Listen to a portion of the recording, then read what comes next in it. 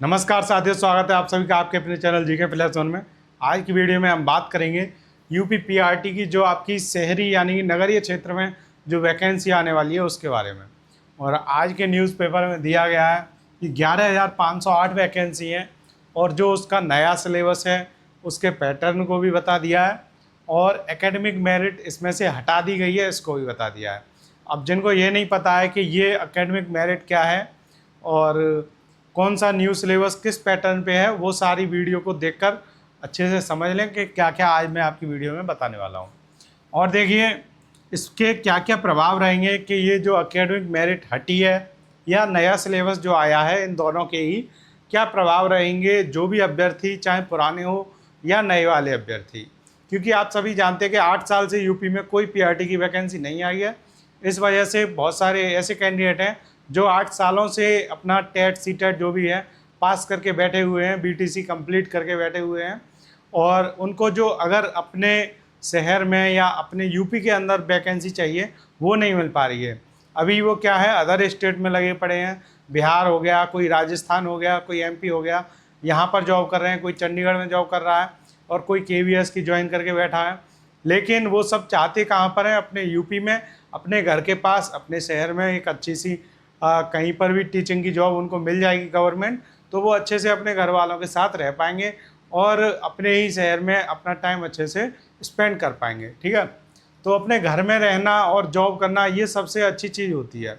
और इसी वजह से यूपी में जो पीआरटी की वैकेंसी है, यूपी वाले कैंडिडेट उसका बहुत बेसब्री से इंतजार कर रहे हैं।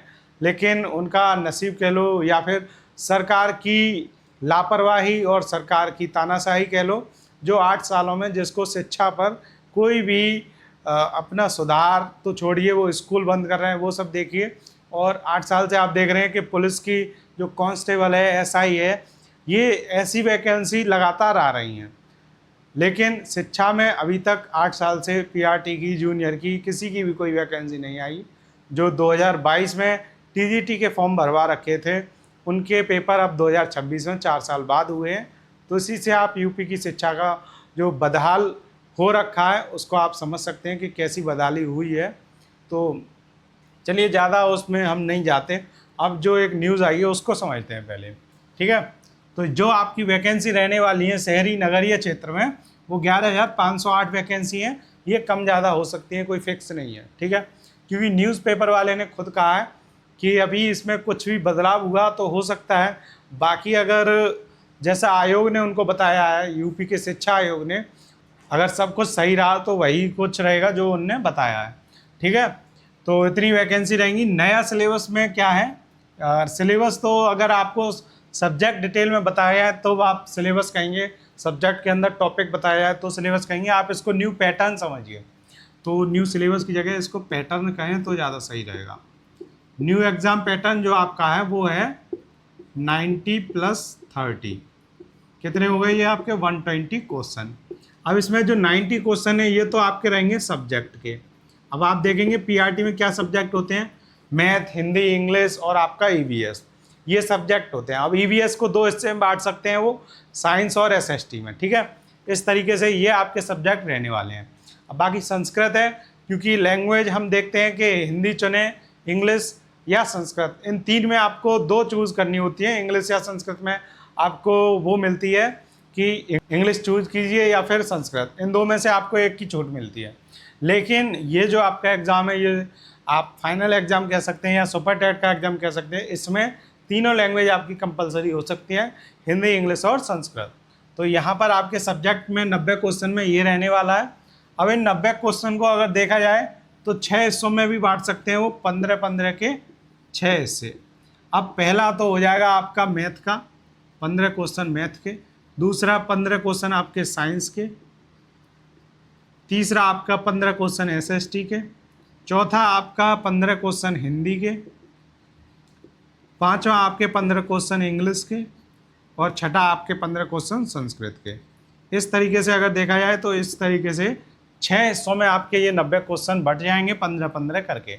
लेकिन अब आप देखेंगे अगर साइंस और एसएसटी एक में ही आती है तो इसको वो ईवीएस कह सकते हैं। ठीक है, तो ईवीएस के 30 क्वेश्चन हो जाएंगे।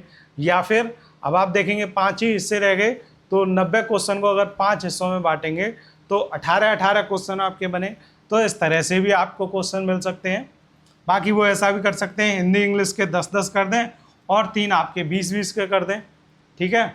तो ये 20-20 60 और 20 80 और 10 का आपका संस्कृत का कर दें, ये तीनों 10-10 के हो गए 30 और ये 20-20 के हो गए आपके 80 नंबर के। क्या क्या, मैथ और साइंस SST और या फिर EVS, ठीक है। इस तरीके से वो किसी भी तरह से आपके सब्जेक्ट को टुकड़ों में बांट कर ही आपका जो पेपर है वो बनाएंगे। बाकी ये 30 नंबर आपके फिक्स हैं। अभी वहाँ पर केवल GS लिखा हुआ है। अब GS में आप सब जानते हैं, इसमें सब कुछ आ जाएगा। जनरल साइंस में आपकी जनरल नॉलेज भी आएगी, GK तो आता ही है GS में, करंट अफेयर भी आती है और इसके साथ साथ आपका हिस्ट्री और कॉन्स्टिट्यूशन वगैरह सब कुछ इसमें आ जाएगा आपका, इकोनॉमिक्स वगैरह सब कुछ, ठीक है। और जनरल साइंस भी आपकी आएगी इसमें। तो 30 क्वेश्चन वो और 90 क्वेश्चन आपके सब्जेक्ट वाइज जो आप बच्चों को पढ़ाते हैं उसी का सब कुछ, ठीक है। उसका जो लेवल है वो 12th लेवल रहता है PRT वालों के लिए ज़्यादातर, यानी कि 12th तक का आपको साइंस, मैथ और हिंदी, इंग्लिश इन सब की जानकारी होनी चाहिए। अब हम बात करते हैं ये दूसरे पॉइंट पर, एकेडमिक मेरिट रिमूव। तो एकेडमिक मेरिट होती क्या है, 10th plus 12th plus graduation, और उसके बाद ग्रेजुएशन के बाद आपकी आती है DLED यानी कि BTC। इतनी सारी जो आपकी एकेडमिक हैं इन सब की 10-10% जुड़ती है। जैसे 10th की अगर किसी की 80% थी तो उसको 8 नंबर मिल जाएंगे, 12th की किसी की 70% थी तो 7 नंबर मिल जाएंगे, ग्रेजुएशन में किसी की 70% थी तो 7 नंबर मिल जाएंगे, DLED में किसी की 90% थी तो 9 नंबर। तो ये 40 हो गए, 10-10 करके 40%। तो आप देखेंगे कितने नंबर हो गए इसके, 15 और 7 22 और 9 31। तो 40 में से 31 नंबर उसके बन जाएंगे, ठीक है।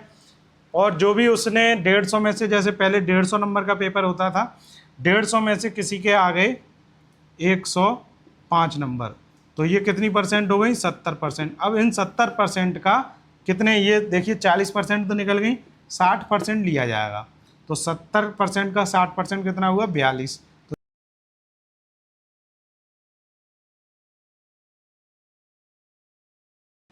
अब ऐसा कुछ भी नहीं होगा, क्योंकि जो अब आपका एग्जाम है वो इन 120 क्वेश्चन का आएगा, ना कि पहले वाले 150 क्वेश्चन पे।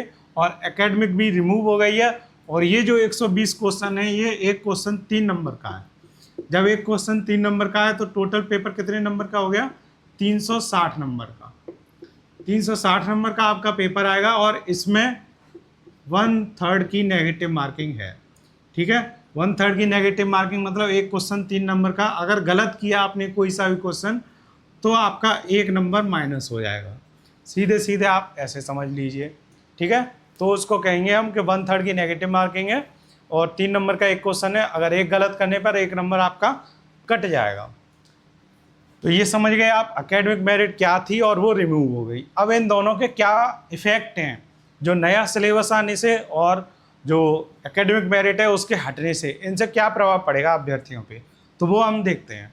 सबसे पहले नए अभ्यर्थियों को मिलेगा लाभ। क्या लाभ मिलेगा नए अभ्यर्थियों को, उनको सबसे बड़ा ये फ़ायदा मिल रहा है, जो 8 साल से बच्चे इस वाले सिलेबस पे जो 150 नंबर का पेपर आपका आ रहा था उस सिलेबस को पढ़ते आ रहे थे। लेकिन अब क्या होगा, जो नए कैंडिडेट हैं जिन्होंने इसी साल DLED कंप्लीट किया है या किसी ने पिछली साल कंप्लीट किया है या किसी का टेट पास नहीं हो पा रहा था तो वो केवल टेट पर फोकस था पूरी तरह से, तो उसने सुपर टेट को टाइम नहीं दिया, लेकिन अब उसका टेट भी पास है। लेकिन वो सोच रहा था कि बहुत सारे बच्चे जो 8 साल से तैयारी कर रहे हैं वो हमसे आगे निकल गए होंगे, उन्होंने बहुत अच्छा पढ़ लिया होगा सब कुछ अच्छे से, लेकिन यहाँ पर पूरा सिलेबस चेंज हो गया है, नेगेटिव मार्किंग भी है, उससे एक अलग प्रेशर पड़ता है कैंडिडेट पे। तो ये देखने को मिला है कि जो नए कैंडिडेट हैं उनको सीधे सीधे फ़ायदा मिल रहा है, क्योंकि अब सबके लिए ये सिलेबस नया है, जो पहले से पढ़ रहा था उसके लिए भी और जो अब पढ़ेगा उसके लिए भी, सबके लिए ये सिलेबस नया है। इसलिए जो नए कैंडिडेट हैं वो पुराने वाले कैंडिडेट के बराबर आ गए, तो नए कैंडिडेट को सीधे सीधे लाभ मिलेगा। और इसका उल्टा हम कह दें तो पुराने जो अभ्यर्थी हैं उनको सीधे सीधे, जो उनने इतने दिन मेहनत की थी पुराने वाले सिलेबस से, वो उनकी बेकार गई। उनने 150 क्वेश्चन के जितने मॉक टेस्ट किए थे, जो उनकी स्ट्रेटजी बनाई थी कि पहले क्या अटैम्प्ट करना है, बाद में क्या करना है, ये सब उनकी मेहनत बेकार गई। ठीक है, तो पुराने कैंडिडेट को घाटा रहा और जो नए अभ्यर्थी हैं उनको फ़ायदा मिल गया, क्योंकि अब दोनों बराबर हो चुके। अब बात करेंगे हम जिनकी ज़्यादा मेरिट बन रही थी, जैसे ये वाली मेरिट मैंने बताई।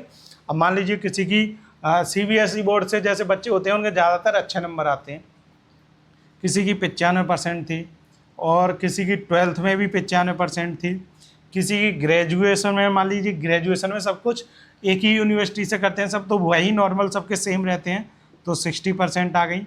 और फिर ग्रेजुएशन के बाद उसने DLED की, तो DLED में भी सेम नंबर आते हैं, तो 90% आ गई। तो उसने ये 10th और 12th में आप देख रहे हैं इतने में नंबर ज़्यादा ले आया। तो कितने हो गए ये 19 और 6 आपके 25 और 9 कितने हो गए आपके 34 नंबर।